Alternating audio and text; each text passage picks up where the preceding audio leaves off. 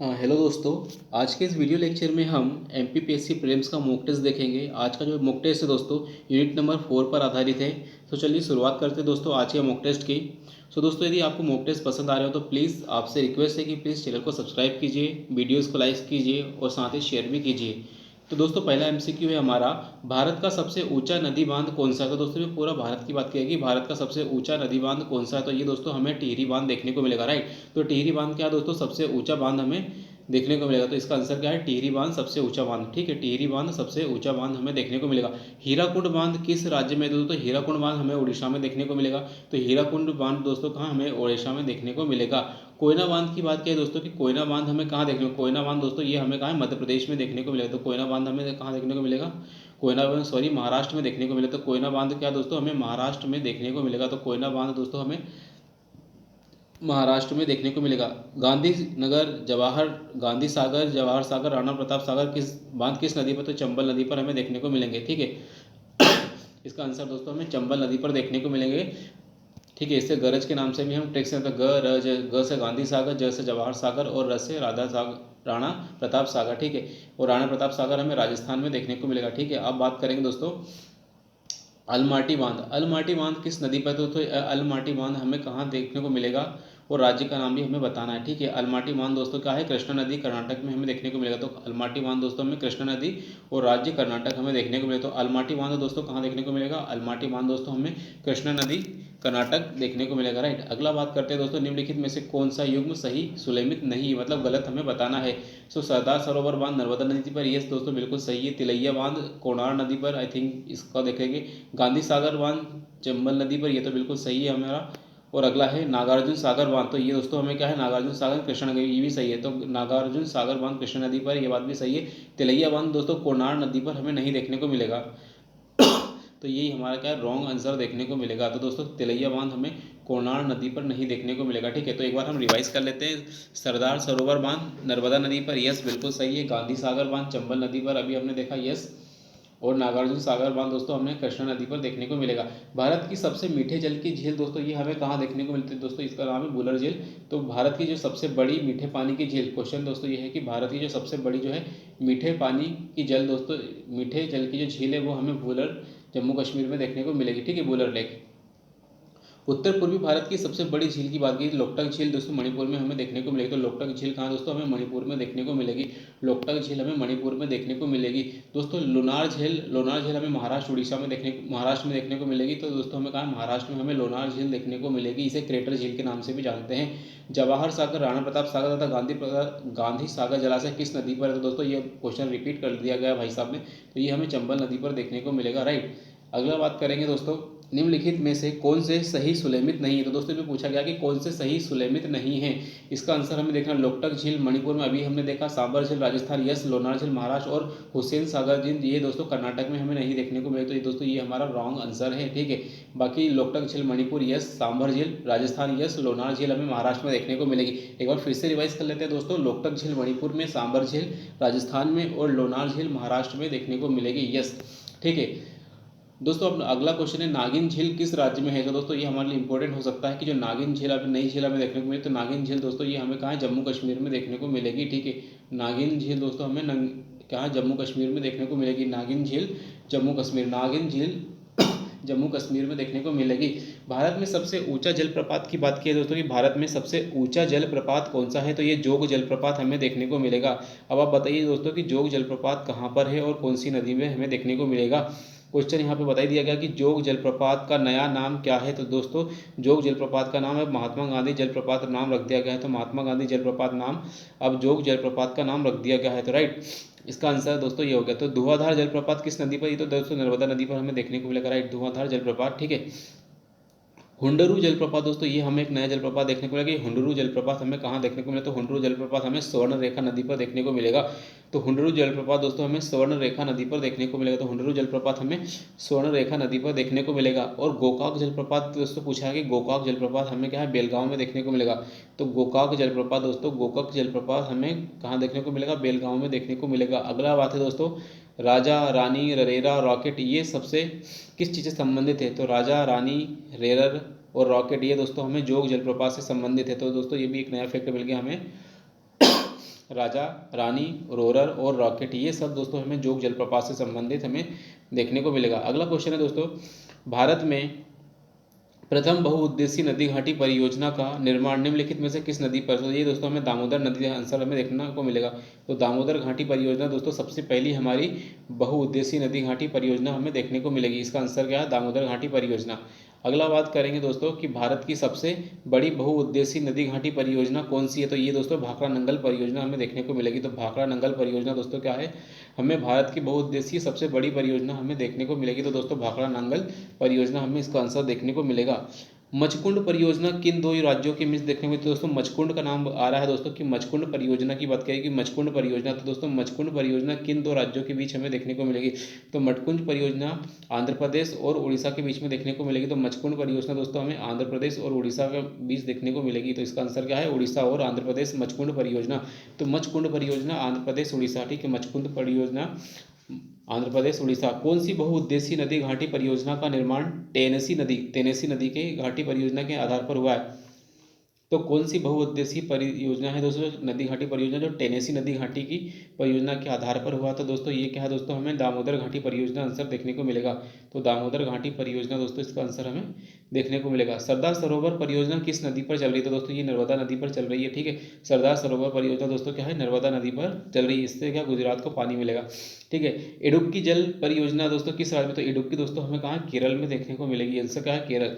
इडुक्की जल परियोजना, ठीक है, इडुक्की जल विद्युत परियोजना, इडुक्की जल विद्युत परियोजना दोस्तों हमें केरल में देखने को मिलेगी, राइट, केरल में हमें देखने को मिलेगी। अगला क्वेश्चन है दोस्तों कि बाण सागर परियोजना दोस्तों हमें कहाँ देखने, तो बाण सागर परियोजना से लाभान्वित दोस्तों हमें रान देखने को मिलेंगे। तो बाण सागर से दोस्तों उत्तर प्रदेश, मध्य प्रदेश और बिहार तीन राज्य हमें देखने को मिलेंगे, ठीक है। तो इसका दोस्तों उत्तर प्रदेश, मध्य प्रदेश और बिहार, ठीक है, तीन राज्य हमें देखने को मिलेंगे। तो बाण सागर परियोजना से उत्तर प्रदेश, मध्य प्रदेश और बिहार देखने को मिलेंगे। दामोदर घाटी नदी परियोजना से लाभान्वित राज्य की यदि बात करें तो दामोदर घाटी परियोजना से दोस्तों हमें बंगाल एवं झारखंड की बात करें तो बंगाल एवं झारखंड क्या दोस्तों इस दामोदर घाटी परियोजना से लाभान्वित होने वाले जिले हमें देखो राज्य एवं क्षेत्र देखने को मिलेंगे, ठीक है। तो बंगाल एवं झारखंड क्या है दोस्तों, दामोदर घाटी नदी परियोजना से लाभान्वित क्षेत्र हमें देखने को मिलेंगे। निम्नलिखित में से कौन तमिलनाडु एवं केरल के संयुक्त घाटी परियोजना, तो दोस्तों इसमें तमिलनाडु और केरल की संयुक्त घाटी परियोजना हमें दोस्तों क्या है, पराबिकुलम अलियार देखने को मिलेगी। तो पराबिकुलम अलियार, ठीक है, पराबिकुलम अलियार दोस्तों हमें संयुक्त नदी घाटी परियोजना देखने को मिलेगी केरल और तमिलनाडु की। अगला क्वेश्चन देखते हैं दोस्तों, एक बार फिर से रिवाइज कर लेते हैं कि दामोदर नदी घाटी परियोजना से लाभान्वित बंगाल और मध्य प्रदेश, सॉरी पश्चिम बंगाल और झारखंड। यदि बात करें तमिलनाडु और केरल की संयुक्त नदी घाटी परियोजना ये है पारम्बिकुलम और अलियार, पारम्बिकुलम अलियार तमिलनाडु और केरल, ठीक है। अगला क्वेश्चन हम दोस्तों रीड करते हैं, कोयना परियोजना की बात है। कोयना तो दोस्तों हमें क्या है, महाराष्ट्र में देखने को मिलेगा। दोस्तों कोयना परियोजना क्या है दोस्तों, किस राज्य की प्रमुख परियोजना है, तो दोस्तों कोयना परियोजना हमें क्या है, महाराष्ट्र की प्रमुख बहुउद्देशीय परियोजना देखने को मिलेगी। तो कोयना परियोजना क्या है, महाराष्ट्र। तो कोयना परियोजना महाराष्ट्र से संबंधित है, कोयना परियोजना महाराष्ट्र से संबंधित हमें देखने को मिलेगी। नाथपा झाकड़ी परियोजना, तो दोस्तों ये भी क्या है, हमारे लिए एक इंपॉर्टेंट परियोजना हो सकती है नाम के आधार पर। जो नाथपा झाकड़ी परियोजना दोस्तों हिमाचल प्रदेश में हमें देखने को मिलेगी। तो नाथपा झाकड़ी परियोजना क्या है, किस राज्य में है, तो ये हमें हिमाचल प्रदेश में देखने को मिलेगी। हीराकुंड परियोजना किस राज्य में है, तो हीराकुंड परियोजना दोस्तों हमें उड़ीसा में देखने को मिलेगी। हीराकुंड परियोजना दोस्तों हमें उड़ीसा में देखने को मिलेगी, हीराकुंड परियोजना उड़ीसा में देखने को मिलेगी। और नाथपा झाकड़ी परियोजना कहाँ है, हिमाचल प्रदेश में। नाथपा झाकड़ी हिमाचल प्रदेश में, हीराकुंड उड़ीसा में देखने को मिलेगी। अब टिहरी वन क्या है, टिहरी पन बिजली कॉम्प्लेक्स निम्नलिखित में से किस एक नदी पर अवस्थित है, तो टिहरी दोस्तों हमें भागीरथी नदी पर देखने को मिलेगा। तो भागीरथी नदी पर क्या है, हमें टिहरी बांध देखने को मिलेगा। तो भागीरथी नदी पर क्या है, हमें टिहरी बांध देखने को मिलेगा। ओंकारेश्वर परियोजना निम्नलिखित नदियों में से किस एक से संबंधित है, दोस्तों ओंकारेश्वर परियोजना की बात करें तो ओंकारेश्वर परियोजना हमें नर्मदा नदी पर देखने को मिलेगी। तो ओंकारेश्वर परियोजना क्या है दोस्तों, हमें नर्मदा नदी पर देखने को मिलेगी। भारत पाकिस्तान बगलिहार परियोजना निम्नलिखित में से किस नदियों पर है, तो दोस्तों ये हमें चेनाब नदी पर देखने को मिलेगी, ठीक है। भारत और पाकिस्तान के बीच जो बगलिहार परियोजना है हमें चेनाब नदी पर देखने को मिलेगी। अगला क्वेश्चन देखते हैं दोस्तों, इडुक्की जल परियोजना ये हमें केरल में देखने को मिलेगी। तो इडुक्की जल विद्युत परियोजना हमें केरल में देखने को मिलेगी। अगला क्वेश्चन है दोस्तों, नागार्जुन सागर परियोजना किस नदी पर? तो ये हमें कृष्णा नदी पर देखने को मिलेगी। तो नागार्जुन सागर परियोजना, तो नागार्जुन सागर परियोजना कृष्णा नदी पर हमें देखने को मिलेगी। नागार्जुन सागर परियोजना कृष्णा नदी पर देखने को मिलेगी। भारत की जलवायु की सबसे महत्वपूर्ण विशेषता कौन सी है? तो भारत की जलवायु के बारे में बात की जा रही है दोस्तों कि भारत की जलवायु की विशेषता हमें बता रही है। हवाओं का मौसमी परिवर्तन, यस दोस्तों ये भी है वैसे तो। अगला देख लेते हैं, वर्ष भर लगातार वर्षा, तो गलत है। पवनों की दिशा में परिवर्तन, यस दोस्तों पवनों की दिशा में परिवर्तन भी है। और ग्रीष्म एवं शीतकालीन पवनों का प्रभाव भी होना, तो दोस्तों इसमें पवनों की दिशा का परिवर्तन हमें देखने को मिलेगा। भारतीय मानसून का वर्णन कर सबसे पहले किस अरब यात्री ने? दोस्तों इसका नाम है अल मसूदी। तो इसका नाम हमें याद रखना कि अल मसूदी ने क्या है, भारत का जो मानसून का वर्णन दोस्तों सबसे पहले अल मसूदी ने किया था। ठीक है, अल मसूदी ने सबसे पहले भारतीय मानसून का वर्णन हमें देखने को मिलेगा। ठीक है, तमिलनाडु में शरतकालीन वर्षा का अधिकांश जिन कारणों से होता, तो दोस्तों तमिलनाडु के अंदर जो शरतकालीन मतलब सर्दियों के समय जो वर्षा होती है, क्यों होती है दोस्तों? इसका आंसर है दोस्तों उत्तर पूर्वी मानसून। दोस्तों हम सभी को पता है कि जब इधर तो दोस्तों आता हुआ मानसून, लेकिन जब इधर से बात करेंगे जो लौटता हुआ मानसून है, तो लौटता हुआ मानसून के कारण इसे कहते हैं हम उत्तर पूर्वी मानसून, क्योंकि दोस्तों ये उत्तर से पूरब की ओर आता है। ठीक है, उत्तर पूरब से आता है, तो इसका लौटते हुए मानसून को उत्तर पूर्वी मानसून कहते हैं। तो इसके कारण क्या दोस्तों हमें देखने को मिलता है, तमिलनाडु में शरतकालीन वर्षा हमें देखने को मिलती है। अगला क्वेश्चन दोस्तों, भारत के कोरोमंडल तट में सर्वाधिक वर्षा होती है। तो भारत के कोरोमंडल तट में सर्वाधिक वर्षा कब होती है दोस्तों? अक्टूबर नवंबर में। ठीक है, जब जाड़े के समय आता है। तो दोस्तों ये उसी लौटते हुए मानसून की बात की जा रही है, अक्टूबर नवंबर में, राइट। भारत में सर्वाधिक वर्षा किस क्षेत्र में होती है? तो भारत के अंदर सबसे अधिक वर्षा दोस्तों हमें कहाँ देखने को मिली? तो पश्चिमी घाट, हिमालय क्षेत्र, मेघालय दोस्तों। और इसके अगले और ऑप्शन देखते हैं हम। तो दोस्तों यस, पहला ही ऑप्शन सही है इसका, पश्चिमी घाट, हिमालय क्षेत्र और मेघालय में। ठीक है, ठीक है। भारत में सबसे अधिक तथा सबसे कम वर्षा प्राप्त करने वाले दो राज्यों का सही क्रम बताना है। ठीक है, सबसे अधिक दोस्तों कहाँ? मेघालय में, और सबसे कम राजस्थान में। तो यस दोस्तों इसका ये आंसर हमें देखने को मिलेगा। ठीक है, सबसे अधिक वर्षा दोस्तों मेघालय में होती है और राजस्थान में सबसे कम वर्षा हमें देखने को मिलेगी। दिल्ली में अधिक वार्षिक तापांतर का कारण क्या है? तो दिल्ली में अधिक वार्षिक तापांतर का हमें मुख्य कारण क्या देखने को मिलेगा? कर्क रेखा से निकटता, मरुस्थल से निकटता, समुद्र तल से अधिक दूरी। तो दोस्तों इसका आंसर है समुद्र तल से अधिक दूरी होने के कारण क्या हमें अधिक तापांतर देखने को मिलेगा। ठीक है, भारत के किस भाग में सर्वाधिक दैनिक तापांतर आता है? तो दोस्तों भारत के सर्वाधिक दैनिक तापांतर हमें राजस्थान में देखने को मिलेगा और मरुस्थलीय क्षेत्र में। तो दोस्तों सबसे अधिक तापांतर हमें राजस्थान के मरुस्थलीय क्षेत्रों में अधिक तापांतर देखने को मिलेगा। ठीक है, यदि भारत में कर्क रेखा के स्थान पर विषुवत रेखा होती तो यहाँ की जलवायु कैसी होती? तो दोस्तों विषुवत होती तो अधिक तापमान और अधिक वर्षा हमें देखने को मिलती है। तो इसका आंसर क्या है दोस्तों? अधिक तापमान अधिक वर्षा, राइट।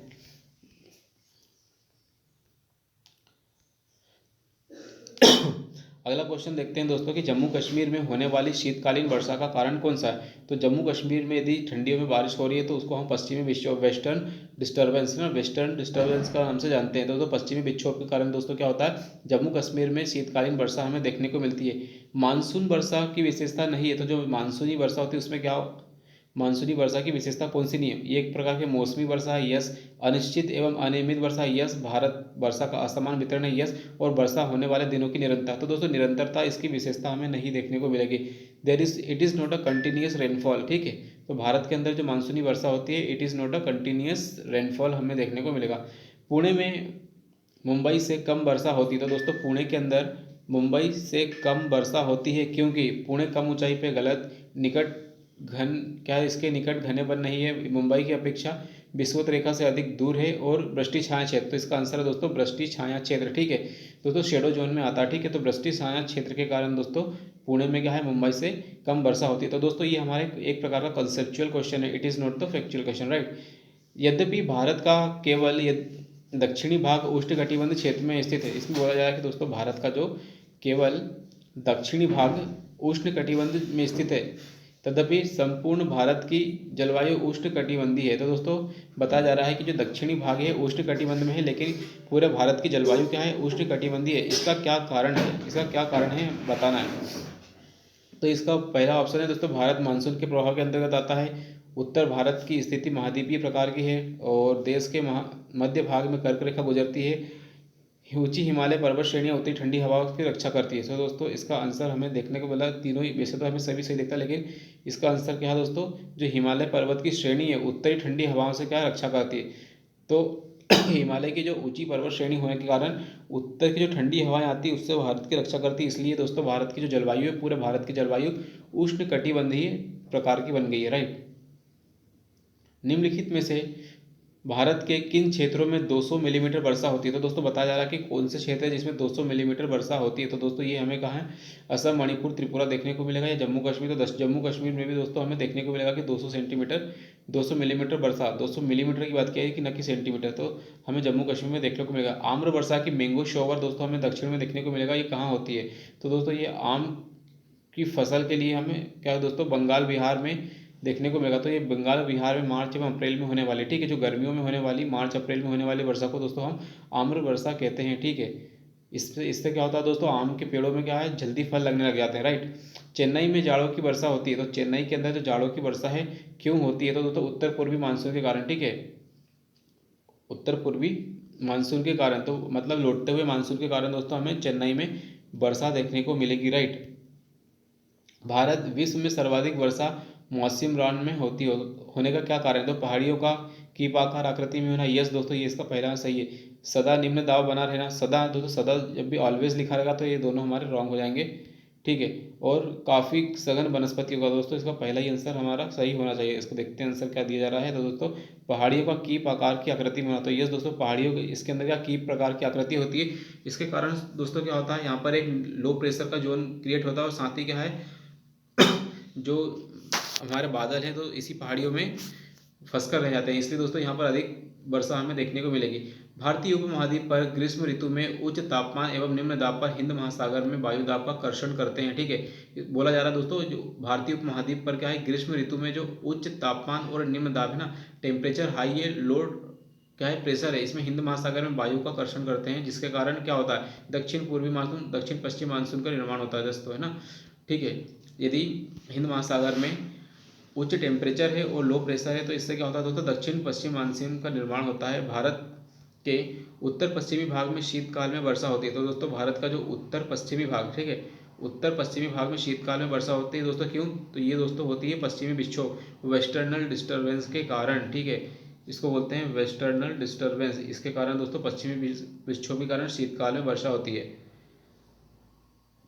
ग्रीष्म काल में आने वाले तूफानों को निम्नलिखित में से किस राज्य में काल बैसाखी, तो दोस्तों काल बैसाखी का बताया जा रहा है कि जो ग्रीष्म काल में काल बैसाखी जो आता है वो कौन से राज्य, तो ये हमें बंगाल में देखने को मिलेगा। तो पश्चिम बंगाल इसका आंसर हमें देखने को मिलेगा। काल बैसाखी में दोस्तों तेज हवाएं चलती है, इसलिए दोस्तों इसको काल बोला जाता है, काल बैसाखी। इसलिए दोस्तों इसे पश्चिम बंगाल में हमें अधिक तूफान देखने को मिलेंगे, ठीक है। मानसून निवर्तन में से सबसे अधिक वर्षा कहाँ होती है? दोस्तों मानसून निवर्तन की बात किया मतलब लौटते हुए मानसून से सबसे अधिक वर्षा हमें कहाँ देखने को मिलेगी? मुंबई में, दिल्ली में, चेन्नई में, या फिर कोलकाता में। तो आंसर दोस्तों लौटते हुए मानसून से दोस्तों हमें चेन्नई में वर्षा देखने को मिलेगी। तो इसका आंसर क्या दोस्तों? इसका आंसर हमें चेन्नई देखने को मिलेगा, राइट। अगला क्वेश्चन बात करते हैं दोस्तों, अक्टूबर गर्मी का प्रमुख क्या कारण है? तो दोस्तों अक्टूबर में बहुत ज़्यादा गर्मी होती है, जिससे अक्टूबर हीट का नाम देते हैं। तो अक्टूबर में गर्मी क्यों होती है दोस्तों? तो इसका आंसर हमें देखना है कि भारत में गंगा मैदान में निम्न दाब सिस्टम में उच्च आर्द्रता के कारण संबंध उच्च तापमान, बहुत कम वेग वाली हवाएं, गर्म और शुष्क मौसम। तो दोस्तों इसका है टेम्परेचर, उच्च आर्द्रता, सबसे उच्च आर्द्रता मतलब ह्यूमिडिटी के साथ उच्च तापमान, ठीक है। आर्द्रता भी हाई है और टेम्परेचर भी हाई है। तो दोस्तों इसके कारण क्या है, हमें देखने को मिलेगा कि अक्टूबर में हमें बहुत ज़्यादा गर्मी देखने को मिलती है, राइट। भारत की सर्वाधिक वर्षा मुख्यतः प्राप्त होती है दक्षिण पश्चिम मानसून से, ठीक है। दक्षिण पश्चिमी मानसून से भारत की सर्वाधिक वर्षा हमें प्राप्त होती हुई दिखती है। निम्नलिखित में से कौन सा एक सबसे पुराना सूखा स्थान है? तो दोस्तों सबसे पुराना सूखा स्थान दोस्तों हमें लेह देखने को मिलेगा, ठीक है। लेह लद्दाख क्या दोस्तों, यहाँ पर क्योंकि दोस्तों इसे कोल्ड डेजर्ट के नाम से जाना जाता है, इसलिए हमें बारिश कम होती है, राइट, इसलिए भी देखने को मिलेगा। भारत के किस क्षेत्र में जाड़े के मौसम में वर्षा होती है? तो दोस्तों कौन सा राज्य है जहाँ जाड़े के मौसम में तो शीतकालीन वर्षा, इसको दोस्तों वेस्टर्नल डिस्टर्बेंस का देखेंगे। तमिलनाडु गलत है, पश्चिम बंगाल गलत है और केरल गलत है। इसका आंसर दोस्तों हाँ दोस्तों इसमें जाड़े के समय तो हमें दोस्तों तमिलनाडु, यस इसका आंसर सही देखने को मिला। तमिलनाडु में क्या दोस्तों जाड़े के समय वर्षा हमें देखने को मिलती है, लेकिन केरल, पश्चिम बंगाल, उड़ीसा में हमें नहीं देखने को मिलेगी, राइट। अगली बात करेंगे दोस्तों, भारतीय वन सर्वेक्षण विभाग का मुख्यालय कहाँ? तो दोस्तों इंडियन फॉरेस्ट विभाग का मुख्यालय दोस्तों हमें कहाँ देखने को मिला? ये हमें देहरादून में देखने को मिलेगा। तो भारतीय वन सर्वेक्षण विभाग, तो दोस्तों नेशनल लेवल की बात करें तो ये हमें दोस्तों देहरादून में देखने को मिलेगा। इसका आंसर दोस्तों देहरादून में देखने को मिलेगा, भारतीय वन सर्वेक्षण विभाग, ठीक है। भारतीय वन सर्वेक्षण विभाग का मुख्यालय हमें देहरादून में देखने को मिलेगा। भारत में वृक्षारोपण उत्सव जिसे वन महोत्सव के नाम से भी जाना जाता है, उसके जन्मदाता कौन थे? तो के एम मुंशी। ठीक है, के एम मुंशी को दोस्तों हम वन महोत्सव के लिए जानते हैं। तो दोस्तों वन महोत्सव के लिए हम के एम मुंशी को जानते हैं। तो वन महोत्सव के लिए दोस्तों हम क्या है, के एम मुंशी को जानते हैं। वन महोत्सव के लिए दोस्तों याद रखना है, वन महोत्सव के लिए के एम मुंशी को याद रखना है। भारत के कुल भौगोलिक क्षेत्रफल का कितने प्रतिशत भाग पर वन एवं वृक्ष आच्छादित है? दोस्तों ये हमें देखने को मिलेगा कितना, वहाँ तक 24% पर। हमें 33% का लक्ष्य प्राप्त करना है। तो हमारा आंसर है दोस्तों 24.16% है ना, 24.16% भाग पर भी क्या हमें वन देखने को मिलेगा। ठीक है, और नई रिपोर्ट के अनुसार दोस्तों थोड़ा सा वन क्षेत्रफल बड़ा भी है। ठीक है, निम्नलिखित में से किस राज्य के कुल भौगोलिक क्षेत्रफल में सबसे कम भाग पर वनों का विस्तार पाया था? तो दोस्तों हमें बताना है कि कौन से राज्य में हमें सबसे कम भाग पर वन हमें देखने को मिला। गुजरात, राजस्थान, पंजाब, हरियाणा। तो दोस्तों पंजाब की बात करें कि पंजाब में सबसे कम वन, सोचो कि राजस्थान में भी हमें वन मिल जाएंगे, लेकिन पंजाब में वन क्षेत्र सबसे कम देखने को मिल रहा है। तो इसका आंसर क्या है दोस्तों, पंजाब। निम्नलिखित राज्यों एवं केंद्र शासित प्रदेशों में से प्राकृतिक वनों से आच्छादित उच्चतम प्रतिशत का भौगोलिक क्षेत्र कहाँ है? इसमें पूछा है दोस्तों कि वनों से आच्छादित उच्चतम।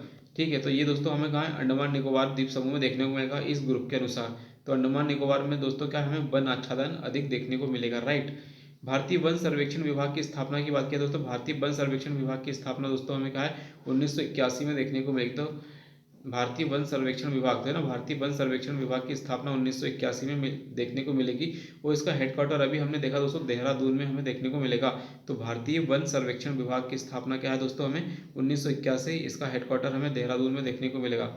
अगली बात करेंगे दोस्तों, भारत में अति सघन वनों का सर्वाधिक क्षेत्र किस राज्य में है? तो दोस्तों अति सघन वन राज्यों की बात की तो अरुणाचल प्रदेश का आंसर हमें देखने को मिलेगा।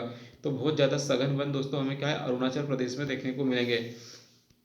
ठीक है, भारत में मैंग्रोव मुख्यतः पाई जाती है। तो मैंग्रोव दोस्तों बंगाल में हमें देखने को मिलेंगे। ठीक है, पश्चिम बंगाल सुंदरी वन या सुंदरवन या मैंग्रोव वन हमें दोस्तों पश्चिम बंगाल में देखने को मिलेगा, राइट। अगली बात करें तो भारत के निम्नलिखित राज्यों में से किसमें सागौन का वन अधिक पाया जाता है? तो दोस्तों सागौन मध्य प्रदेश के अंदर सबसे अधिक हमें देखने को मिलेंगे, राइट। तो दोस्तों सागौन हमें मध्य प्रदेश के अंदर सबसे अधिक देखने को मिलेंगे। वृक्षादित क्षेत्र सर्वाधिक, तो सर्वाधिक वृक्षों से आच्छादित क्षेत्र हमें भारत में कहाँ देखने को मिलेगा? पूर्वी दक्कन में मिलेगा, उत्तरी मैदान में मिलेगा, पश्चिमी घाट में मिलेगा, पूर्वी तटों में मिलेगा। तो दोस्तों पूर्वी दक्कन में हमें, तो जो पूर्वी दक्कन है दोस्तों, दक्कन में हमें क्या दोस्तों सबसे अधिक वन आच्छादित देखने को मिलेगा। ठीक है, देश के 100 से 200 सेंटीमीटर औसत वार्षिक वाले क्षेत्रों में किस प्रकार की वनस्पति पाई जाती है? तो दोस्तों यदि 100 से 200 सेंटीमीटर के बीच में यदि वर्षा हो रही है तो दोस्तों हमें सघन वन, थोड़े से सघन वन देखने को मिलेंगे। और दोस्तों यदि 200 सेंटीमीटर की वर्षा है तो वहाँ पे आर्द्र पर्णपाती वन मिलेंगे। ठीक है, ठीक है, तो आर्द्र पर्णपाती, तो उष्ण प्लस आर्द्र, तो उष्ण आर्द्र इसको बोलते हैं, है ना। Tropical deciduous evergreen, sorry tropical deciduous क्या है, deciduous forest, tropical evergreen, tropical wet deciduous forest. ठीक है, इसका नाम याद रख लेंगे, ट्रोपिडियट वेट डेसिडियस फॉरेस्ट। ये दोस्तों हमें याद रखना कि उष्णार्द्र पतझड़ वन। भारत में चंदन की लकड़ी वन सबसे अधिक दोस्तों ये हमें साउथ में देखने को मिलेगा। तो असम नहीं, नीलगिरी नहीं, शिवालिक की पहाड़ियाँ नहीं, नीलगिरी में। यस, तो दोस्तों ये नीलगिरी में हमें क्या चंदन की लकड़ी हमें अधिक देखने को मिलेगी। और इसके ऊपर एक फिल्म भी है दोस्तों, पुष्पा।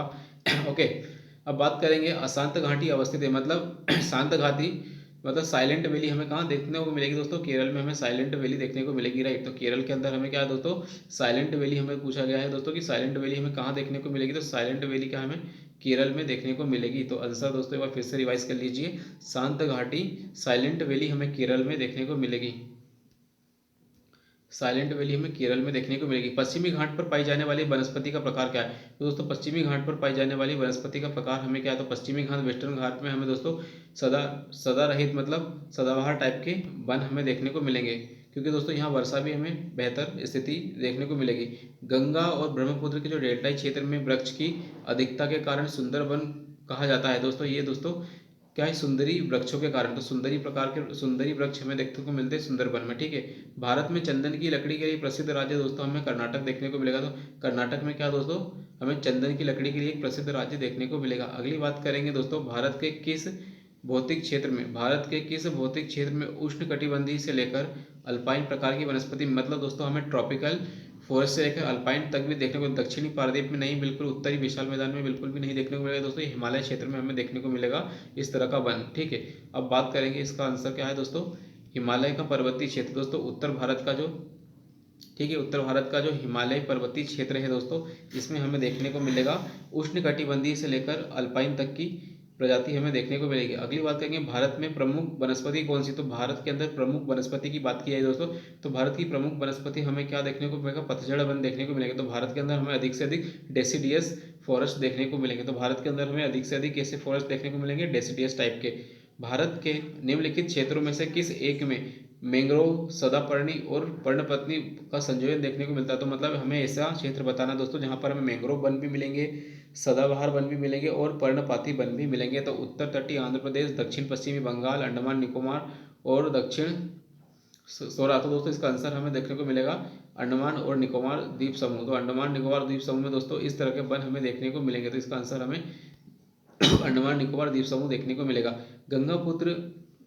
गंगा और ब्रह्मपुत्र क्षेत्र के वन निम्नलिखित में से किस नाम से जाना था। दोस्तों गंगा और ब्रह्मपुत्र के क्षेत्र को हमें क्या है, मानसूनी या सुंदरवन। तो गंगा और ब्रह्मपुत्र का जो डेल्टा है उसे सुंदरवन के नाम से जानते हैं। तो राइट, सुंदरवन के नाम से हम इस डेल्टा को जानते हैं, ठीक है। क्षेत्रीय विस्तार और कृषि में महत्व की दृष्टि से भारतीय मिट्टियों को कितने वर्ग है। तो दोस्तों भारतीय मिट्टियों के कितने प्रमुख वर्ग है, 2, 3, 4 और 5। तो दोस्तों हमें टोटल कितने 4 वर्ग देखने को मिलेंगे, ठीक है। तो 4 प्रकार की मिट्टी हमें देखने को मिलेगी भारतीय उपमहाद्वीप में, ठीक है, कृषि के आधार पर। भारत के सर्वाधिक क्षेत्र पर किस प्रकार की मिट्टी पाई जाती है। दोस्तों भारत के हमें जलोढ़ मिट्टी सर्वाधिक देखने को मिलेगी, ठीक है। तो भारत के जो क्षेत्र है उस पर जलोढ़ मिट्टी हमें सर्वाधिक देखने को मिलेगी। जलोढ़ मिट्टी क्या है दोस्तों, हमें सर्वाधिक देखने को मिलेगी, राइट। इसका आंसर एक बार फिर से रिवाइज कर लीजिए, भारत का के क्षेत्र पर सर्वाधिक मिट्टी हमें जलोढ़ मिट्टी देखने को मिलेगी। अगला क्वेश्चन है दोस्तों, भारत क्षेत्रफल के आधार पर भारत की मिट्टियों का सही क्रम बताना है दोस्तों। तो क्षेत्रफल के आधार पर मतलब सबसे पहले कौन सी, तो सबसे पहले हमें जलोढ़ मिट्टी, फिर लाल मिट्टी, फिर काली मिट्टी, फिर लेटराइट मिट्टी देखने को मिलेगी, ठीक है। तो जलोढ़ मिट्टी, फिर लाल मिट्टी, फिर काली मिट्टी और फिर लेटराइट मिट्टी हमें देखने को मिलेगी। तो जलोढ़, लाल, काली और लेटेराइट, ठीक है। तो सबसे अधिक हमें जलोढ़ मिलेगी, फिर लाल मिलेगी, काली, फिर लेटेराइट, सबसे कम हमें लेटेराइट। नवीन जलोढ़ मिट्टी को अन्य नाम से, तो दोस्तों इसको भाबर या खादर, तो खादर के नाम से भी जानते हैं। तो बांगर खादर में खादर क्या है, नवीन जलोढ़, और बांगर क्या है, पुराना जलोढ़ हमें देखने को मिलेगा। पुरानी जलोढ़ को क्या दोस्तों, बांगर कहते हैं दोस्तों ना, अभी यहीं कहीं क्वेश्चन बना भी दिया, बांगर और खादर। तो बांगर मतलब दोस्तों भंगार से सब याद रख लेंगे, भंगार मतलब पुरानी चीज़, तो बांगर मतलब पुराना और खादर मतलब नया, ठीक है। अब बात करते हैं अगले क्वेश्चन की दोस्तों, गंगा मैदान। तो गंगा के जो मैदान है उसमें पुरानी कछारी मिट्टी कहलाती है। तो गंगा के मैदान में जो पुरानी कछारी मिट्टी क्या कहलाती है, उसे हम दोस्तों बांगर कहते हैं। तो पुरानी कछारी मिट्टी को हम बांगर कहते हैं, क्या कहते हैं दोस्तों, बांगर कहते हैं पुरानी मिट्टी को। निम्नलिखित में से किस प्रकार की मिट्टी के लिए न्यूनतम उर्वरक की आवश्यकता होती है। तो दोस्तों काली मिट्टी, जलोढ़ मिट्टी किसके लिए, तो जलोढ़ मिट्टी के लिए दोस्तों हमें न्यूनतम उर्वरक की आवश्यकता होती है। वो लेटराइट मिट्टी में क्या दोस्तों, सारे पोषक तत्व जल के कारण रिसकर नीचे जाते हैं, तो इसलिए हमें अधिक उर्वरकों की आवश्यकता होती है। कपास की खेती के लिए सर्वोत्तम कौन सी होती है दोस्तों, एक काली मिट्टी हमें देखने को मिली। तो काली कपास के लिए क से कपास, क से काली मिट्टी, राइट।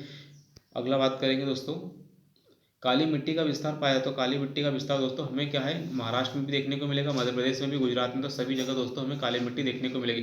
तो महाराष्ट्र, मध्य प्रदेश, गुजरात हमें तीनों ही जगह काली मिट्टी देखने को मिलेगी। अगला क्वेश्चन है दोस्तों कि रेगुर मृदा, जिसे हम काली मिट्टी भी कहते हैं, काली मिट्टी कृषि के लिए उपयुक्त होती है। तो कौन सी कृषि के लिए दोस्तों, आप देखते हैं कपास।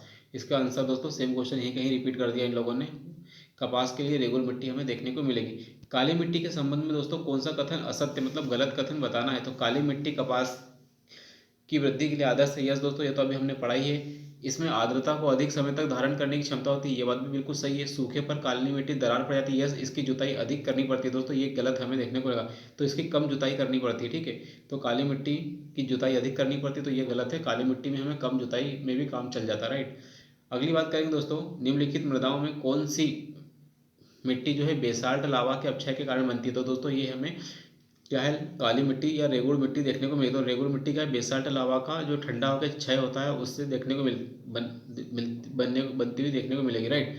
तो बेसाल्ट लावा से बनती रेगुड़ मिट्टी या काली मिट्टी, ठीक है। अगला क्वेश्चन है लाल मिट्टी के बारे में है कि लाल मिट्टी का सर्वाधिक विस्तार हमें कहाँ देखने को, तो लाल मिट्टी का आंध्र प्रदेश में और तमिलनाडु में देखने को मिलेगा। तो आंध्र प्रदेश और तमिलनाडु में क्या दोस्तों हमें लाल मिट्टी अधिक देखने को मिलेगी। तो लाल मिट्टी दोस्तों क्या है, आंध्र प्रदेश और तमिलनाडु में हमें अधिक से अधिक देखने को मिलेगी। अगला क्वेश्चन है दोस्तों, प्रायद्वीपीय क्षेत्र में मृदा के निम्न प्रकारों में से कौन सा है। तो प्रायद्वीपीय भारत का जो क्षेत्र है उसमें कौन से प्रकार की है, तो दोस्तों हमें क्या है, हमें उस वक्त लाल पीली मिट्टी देखने को मिलेगी। तो प्रायद्वीपीय भारत की बात की तो दोस्तों ये जो पूरा प्रायद्वीपीय भारत है इसमें हमें लाल पीली मिट्टी, क्या दोस्तों इस क्षेत्र में हमें लाल पीली मिट्टी अधिक से अधिक देखने को मिलेगी। तो प्रायद्वीपीय भारत में क्या दोस्तों हमें, प्रायद्वीपीय भारत में हमें लाल पीली मिट्टी अधिक से अधिक देखने को मिलेगी। तो लाल पीली मिट्टी क्या दोस्तों हमें अधिक से अधिक देखने को मिलेगी। अगला क्वेश्चन है दोस्तों, धान की खेती के लिए सर्वाधिक आदर्श मृदा कौन सी। तो धान की खेती के लिए दोस्तों हमें क्या काली मिट्टी या फिर जलोढ़ मिट्टी की बात करें तो जलोढ़ मिट्टी की बात करें तो जलोढ़ मिट्टी क्या धान के लिए हमें आदर्श मिट्टी देखने को मिलेगी। तो जलोढ़ मिट्टी क्या धान के लिए हमें आदर्श देखने को मिलेगी। मृदा अपरदन को रोका जा सकता है, तो इसमें पूछा गया दोस्तों मृदा का जो अपरदन है उसको रोका जा सकता है किसके, अति चराई के द्वारा गलत, वनस्पति उन्मूलन गलत, वन रोपण के द्वारा यस, पक्षी संख्या में वृद्धि करके यस गलत। तो दोस्तों वनों की जो रोपाई हम करेंगे तो हम उससे क्या है मृदा का जो क्षरण है उसको रोक सकते हैं। तो यस दोस्तों इसका आंसर सही कि मृदा अपरदन को रोका जा सकता है वन की रोपाई करके। अगला क्वेश्चन देखते हैं दोस्तों, रेगुड़ मिट्टी सबसे ज़्यादा हमें कहाँ देखने को, तो ये दोस्तों ये हमें कहाँ है, महाराष्ट्र, नो तमिलनाडु नहीं, आंध्र प्रदेश, झारखंड। तो दोस्तों ये हमें इसका आंसर देखने को मिलेगा महाराष्ट्र। तो महाराष्ट्र के अंदर दोस्तों हमें रेगुड़ मिट्टी क्या काली मिट्टी महाराष्ट्र में हमें अधिक देखने को मिलेगी। तो यस दोस्तों महाराष्ट्र में क्या दोस्तों हमें सबसे अधिक देखने को मिलेगी रेगुड़ मिट्टी। तो रेगुड़ मिट्टी क्या सबसे अधिक हमें महाराष्ट्र में देखने को मिलेगी इन चारों विकल्प के अनुसार। निम्नलिखित में से अपरदन के प्रकारों में से किसके कारण चंबल के गड्ढे बने। तो दोस्तों ये स्लैश नहीं, ठीक है, शिस्ट नहीं, रील नहीं और गली। तो गली या अवनालिका अपरदन के कारण दोस्तों हमें चंबल के अंदर जो गड्ढे हुए देखने को मिलेंगे। तो ये चंबल का जो है अवनालिका अपरदन के कारण हमें देखने को मिलेगा। तो बीहड़ क्षेत्र बना है, राइट। अगला क्वेश्चन दोस्तों हम देखेंगे कि किस प्रकार की मिट्टी में कार्बनिक पदार्थों की अधिकता है। तो दोस्तों कार्बनिक पदार्थों की मिट्टी हमें काली मिट्टी में अधिक देखने को मिलेगी, राइट। तो काली मिट्टी में हमें कार्बनिक पदार्थों की अधिकता मिलेगी देखने को। अगला क्वेश्चन है दोस्तों, लास्ट हमारा आज का क्वेश्चन है कि राज्यों में निम्नलिखित किसमें भारत में सबसे अधिक अंतर्देशीय लवणीय आर्द्र भूमि। तो दोस्तों इसके अंदर अंतर्देशीय लवणीय आर्द्र भूमि की बात करें तो ये हमें गुजरात में देखने को मिलेगी, राजस्थान। तो राजस्थान में अधिक हमें देखने को मिलेगी।